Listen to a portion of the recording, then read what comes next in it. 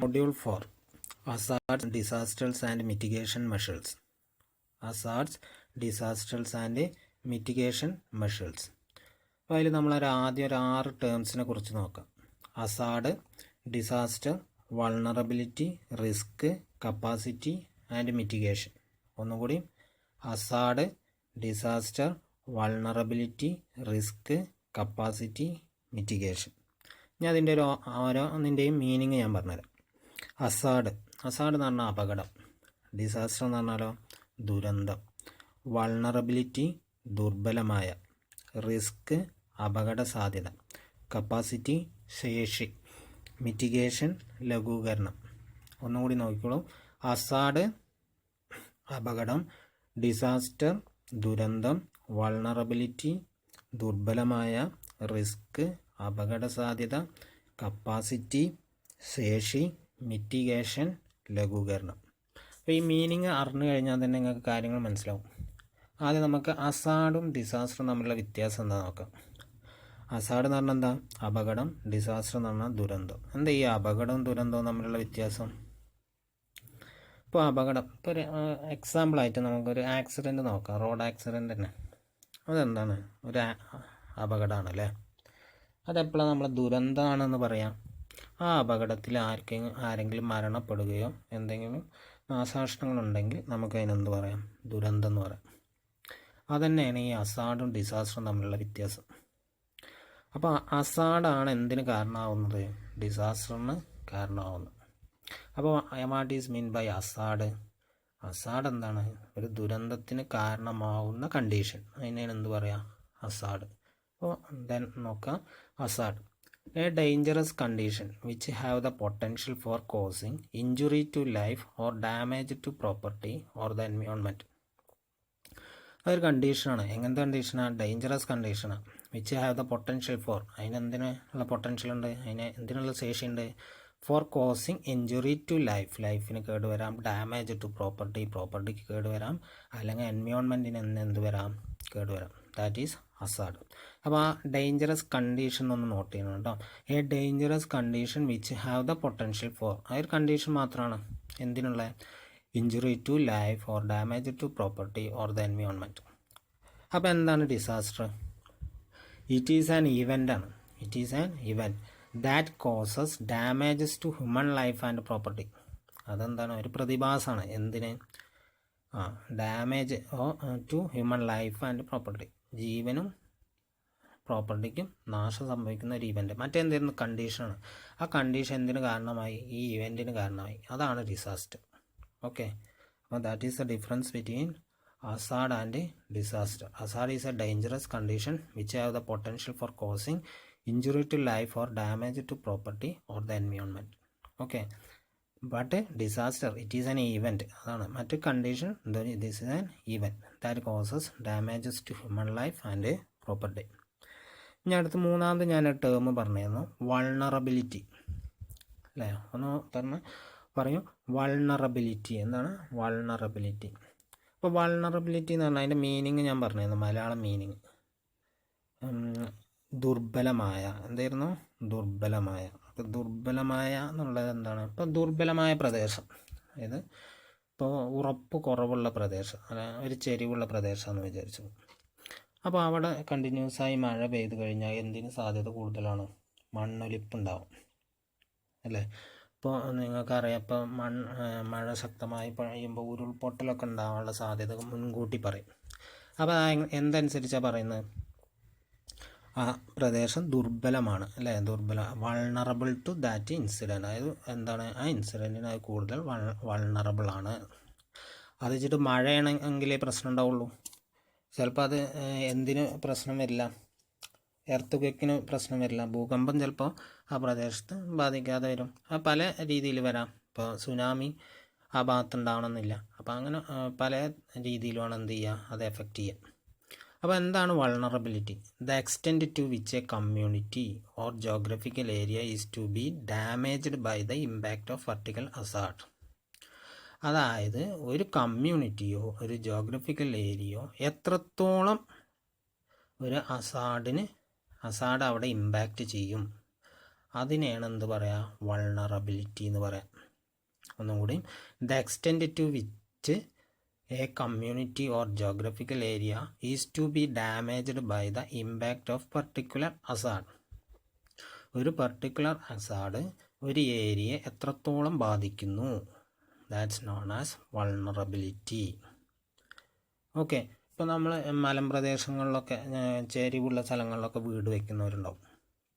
അപ്പോൾ നമുക്ക് തന്നെ അറിയാം, അവിടെ കൂടുതൽ മഴ പെയ്യുമ്പോൾ എന്തുണ്ടാവും, ആ ഏരിയ എന്താണ് ആ ഹസാർഡ് അല്ലേ, ഒന്നുമില്ലെങ്കിൽ മണ്ണൊലിപ്പോ അല്ലെങ്കിൽ ബിൽഡിങ് തകരാനുള്ള ഒരു കണ്ടീഷൻ കൂടുതലാണ്. That is known as vulnerability. Okay. ഞാൻ അതിൻ്റെ 3 ആസ്പെക്ട്സ് ആണ് നോക്കുന്നത്. അതായത് 3 ടൈപ്പ് വൾണറബിലിറ്റി നോക്കാം. ഒന്ന് ഫിസിക്കലാണ്. അപ്പോൾ ഫിസിക്കലിൽ വരുന്ന population density, remoteness of settlement, site, design, materials used. അത് ഡെൻസിറ്റി, പോപ്പുലേഷൻ ഡെൻസിറ്റി കൂടുന്നത്, റിമോട്ട്നെസ് ഓഫ് സെറ്റിൽമെൻറ്റ്, അതായത് റിമോട്ട്നെസ് ഓഫ് സെറ്റിൽമെൻറ്റ് ഒറ്റപ്പെട്ട് ജീവിക്കുന്നവർ, പിന്നെ സൈറ്റ്, അത് ചില പ്രദേശങ്ങൾ, പിന്നെ നമ്മൾ ചെയ്യുന്ന ഡിസൈന്, മെറ്റീരിയൽസ് യൂസ്ഡ്, നമ്മൾ നിർമ്മാണത്തിന് ഉപയോഗിക്കുന്ന മെറ്റീരിയൽസ്, അതൊക്കെ വൾണറബിലിറ്റീനെ സ്വാധീനിക്കുന്നു. അതൊക്കെ ഇതിൽ പെടുന്നതാണ്, ഫിസിക്കൽ വൾണറബിലിറ്റി. എന്തിലാണ്? Physical vulnerability. ഇപ്പോൾ ഒരു ഉദാഹരണമായിട്ട് നമുക്ക് നോക്കാം. ഇപ്പോൾ നമ്മൾ മരം കൊണ്ടുള്ള വീടുകളാണെന്ന് വിചാരിക്കുക. മരം കൊണ്ടുണ്ടാക്കിയ വീടുകളാണ്. അത് എന്ത് ചെയ്യാം, നമുക്ക് ചില ഇപ്പോൾ എർത്ത് വരുന്ന സമയത്ത് നമുക്ക് എന്താണ്, വലിയൊരു ഡിസാസ്റ്ററായി മാറില്ല. പക്ഷേ ഇതുണ്ടായാലോ, ഫയർ ഉണ്ടായാലോ, തീയാണ് ഉണ്ടാവുന്നെങ്കിലോ അതെന്തായി മാറും, ഡിസാസ്റ്ററായി മാറും. ഓക്കെ. അപ്പോൾ മെറ്റീരിയൽസ് യൂസ്ഡ് ഒക്കെ ഏതിൽ വരുന്നത് വൾണറബിലിറ്റിയാണ്, ഫിസിക്കൽ വൾണറബിലിറ്റി. അടുത്ത social vulnerability, levels of literacy and education, ആ ഭാഗത്തുള്ള ഗവൺമെൻറ്, അപ്പോൾ ആൾക്കാരുടെ വിദ്യാഭ്യാസം, അവിടുത്തെ ഗവൺമെൻറ് എടുക്കുന്ന രീതികൾ, അതൊക്കെ ഏതിൽ വരും, സോഷ്യൽ വൾണറബിലിറ്റിയിൽ വരും. അടുത്ത economic vulnerability, lack of earnings and employable skills. സാമ്പത്തികമായ ബുദ്ധിമുട്ട് അനുഭവിക്കുന്നവർ ആ പ്രദേശത്ത് കൂടുതലാണെങ്കിൽ അവിടെ അനുഭവപ്പെടുന്ന വൾണറബിലിറ്റിയാണ് എക്കണോമിക് വൾണറബിലിറ്റി. അപ്പോൾ വൾണറബിലിറ്റി എന്താണ്, ഒന്നുകൂടി നോക്കാം. The extent to which a community or geographical areas to be damaged by the impact of particular hazard. ഒരു പർട്ടിക്കുലർ ആയിട്ടുള്ള ഒരു ഹസാർഡ് വന്നു കഴിഞ്ഞാൽ ആ ഏരിയ അതിനെ എങ്ങനെ സ്വാധീനിക്കുന്നു, ആ ഏരിയയിൽ അതെങ്ങനെ സ്വാധീനിക്കുന്നു, that's known as vulnerability. Okay. Then next term is risk. Risk എന്ന് പറഞ്ഞാൽ എന്തായിരുന്നു, അപകട സാധ്യത. അത് നമുക്കറിയാം എന്താണ് risk. It is the measure of expected losses due to a hazard. ഇപ്പോൾ ഒരു ഹസാർഡ് ഒരു സ്ഥലത്തുണ്ടായി കഴിഞ്ഞാൽ, ഉദാഹരണമായിട്ട് ഫ്ലഡ് അല്ലെങ്കിൽ സൈക്ലോൺസ്, എർത്ത്, ഇതൊക്കെ ഉണ്ടായിക്കഴിഞ്ഞാൽ നമ്മൾ അവിടെ എക്സ്പെക്റ്റ് ചെയ്യുന്ന ഒരു ലോസ് ഇല്ലേ, അതിനെയാണ് എന്ത് പറയുക, റിസ്ക് എന്ന് പറയാം. അപ്പോൾ നമ്മളെങ്ങനെ എക്സ്പെക്റ്റ് ചെയ്യാം, ഇപ്പോൾ നമുക്ക് നോക്കാം. ഇപ്പം നേരത്തെ പറഞ്ഞ മലഞ്ചെരുവിലാണ് താമസിക്കുന്നതെങ്കിൽ എന്ത് കൂടും, റിസ്ക് കൂടും, നമുക്കറിയാവുന്നതല്ലേ. കാരണം എന്താ, ഇപ്പോൾ മഴ പെയ്യുന്ന, എല്ലാത്തിനും അല്ല, ഇപ്പോൾ മഴ പെയ്യുന്ന സമയത്ത്, ശക്തമായ മഴ പെയ്യുന്ന സമയത്ത് ഉരുൾപൊട്ടൽ ഉണ്ടാകുന്ന എവിടെയാണ്, മലമ്പ്രദേശങ്ങളിലാണ്. കാരണം എന്താ, ദാറ്റ് ഈസ് മോർ വൾണറബിൾ. അതെന്താണ്, കൂടുതൽ വൾണറബിളാണ്. അപ്പോൾ ആ ഹസാർഡും വൾണറബിളും കൂടുമ്പോൾ അവിടെ എന്തുണ്ടാവുന്നു, റിസ്ക് കൂടുന്നു. എന്തിനുള്ള റിസ്ക്, ഡിസാസ്റ്ററിനുള്ള റിസ്ക് കൂടുന്നു. That is it is the measure of expected losses due to a hazard. Okay, that is risk. Then next one is capacity. എന്താണ് കപ്പാസിറ്റി, ഞാൻ പറഞ്ഞതെന്ന് അർത്ഥം പറഞ്ഞതെന്ന്, ശേഷി. ഇപ്പോൾ ഒരു ഹസാർഡ് ഉണ്ടായിക്കഴിഞ്ഞാൽ പല ദുരന്തങ്ങളും അല്ലേ, പല രാജ്യങ്ങളും പല ദുരന്തങ്ങളും ഉണ്ടാവും. ഇപ്പോൾ ജപ്പാനിലൊക്കെ ഉണ്ടാകുന്ന ഇടയ്ക്കിടയ്ക്ക് ഭൂകമ്പങ്ങൾ ഉണ്ടാവും, എർത്ത് ഉണ്ടാവും. പക്ഷേ അവരെന്താണ്, അതിൽ നിന്ന് റിക്കവർ ചെയ്യാൻ സജ്ജമാണ്. അപ്പോൾ ആ ഇതിനെയാണ് നമ്മൾ എന്ത് പറയുക, കപ്പാസിറ്റി. അതെല്ലാ രാജ്യങ്ങളും അല്ലെങ്കിൽ എല്ലാ പ്രദേശങ്ങളിലും എല്ലാ ഗവൺമെൻറ്റിൻ്റെ കീഴിലും ഒരേപോലെ ആണെന്നില്ല. അപ്പോൾ A combination of all the strength, and resources available within A community, society or organization that can reduce the level of risk or the effects of a disaster. എന്താണ് combination of all the strength. പല strength ഉണ്ടാവും. ഇപ്പോൾ രാജ്യത്തിൻ്റെ ആണെങ്കിൽ navy, അങ്ങനെ പല രീതിയിലുള്ള strength ഉണ്ടാവും. പിന്നെ റിസോഴ്സസ് ഉണ്ടാവും, available within A community, society or organisation. അപ്പോൾ പലരുടെ കയ്യിലുള്ള എന്താണ് സ്ട്രെങ്ത്തും റിസോഴ്സസും ഒക്കെ ഉപയോഗിച്ചുകൊണ്ട് നമുക്ക് എന്ത് ചെയ്യാം, reduce the level of risk എന്ത് ചെയ്യാം, കുറയ്ക്കാം. അല്ലെങ്കിൽ എഫക്റ്റ് ഓഫ് എ ഡിസാസ്റ്റർ എന്ത് ചെയ്യാം, ഡിസാസ്റ്ററിൻ്റെ എഫക്റ്റ് കുറയ്ക്കാം. ആ ഇതിനെയാണ് നമ്മൾ എന്ത് പറയാം, capacity. That's known as capacity. അപ്പോൾ ഞാൻ പറഞ്ഞില്ലേ, ആ അർത്ഥം അറിയുക നമുക്ക് എഴുതാം. ശേഷിയാണ്. എന്തിനുള്ള ശേഷി? റിസ്ക് കുറയ്ക്കാനല്ലേ, റിസ്ക് കുറയ്ക്കാൻ അല്ലെങ്കിൽ ഡിസാസ്റ്ററിൻ്റെ എഫക്റ്റ് കുറയ്ക്കാൻ, അതിനുള്ള ഇതിനാണ് നമ്മൾ എന്ത് പറയാം, കപ്പാസിറ്റി. ഇനി അടുത്ത ടേംസ് നമ്മൾ പറഞ്ഞിരുന്നത് മിറ്റിഗേഷൻ. മിറ്റിഗേഷൻ എന്ന് പറഞ്ഞു കഴിഞ്ഞാൽ എന്തായിരുന്നു അർത്ഥം?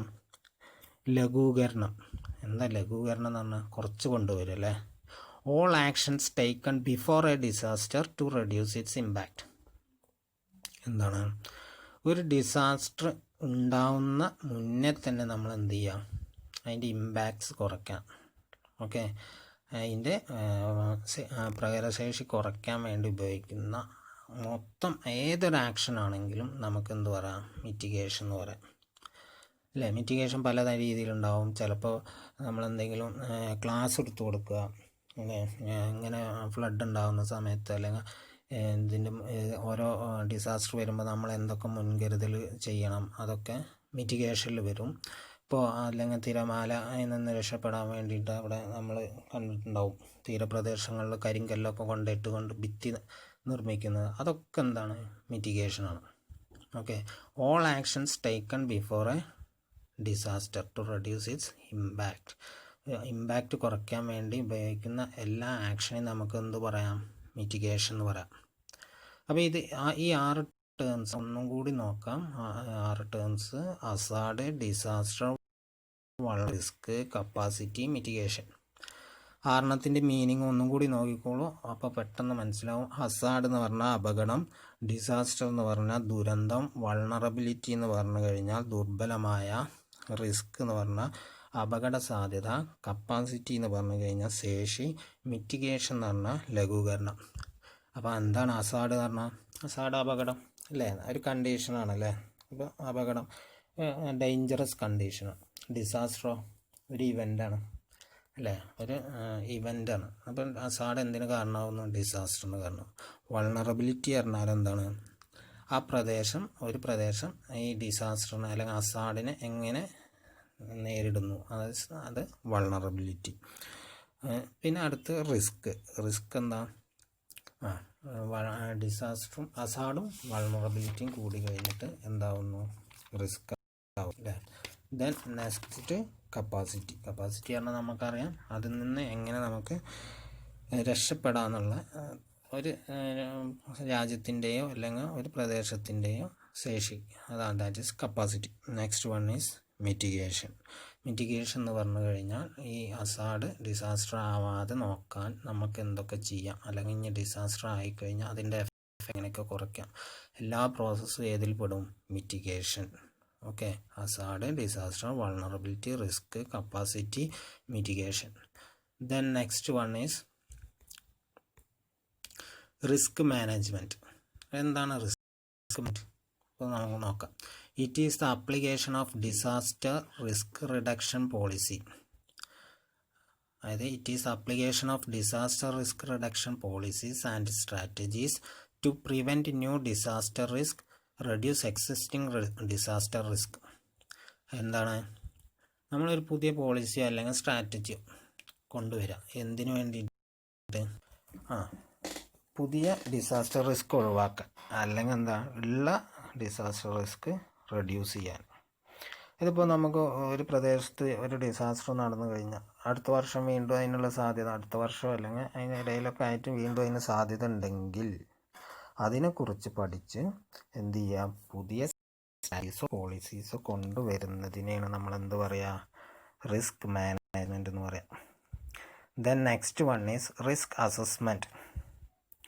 It is a process to identify potential hazards and analyze what could happen if a hazard occurs.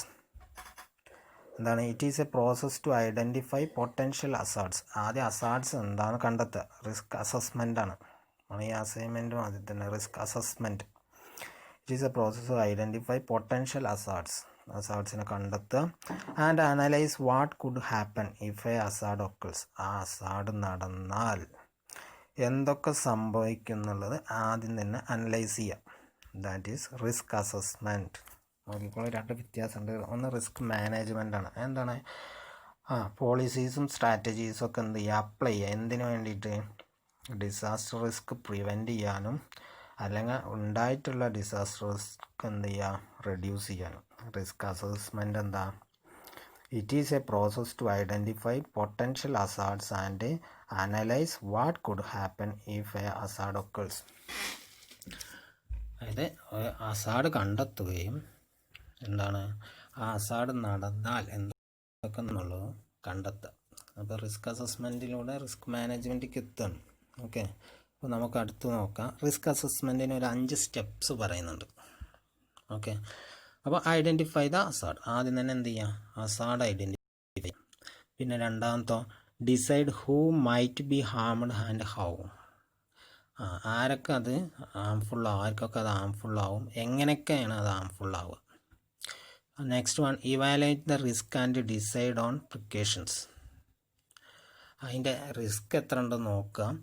പിന്നെ എന്ത് ചെയ്യുക, റിസ്ക് നമ്മൾ നേരത്തെ പറഞ്ഞ റിസ്ക് അല്ലേ, അപ്പോൾ ആ റിസ്ക് എത്ര നോക്കുക, അപകട സാധ്യത നോക്കുക. പിന്നെ ഡിസൈഡ് ഓൺ പ്രിക്കോഷൻസ്, അതിനുള്ള പ്രിക്കോഷൻസ് എടുക്കുക.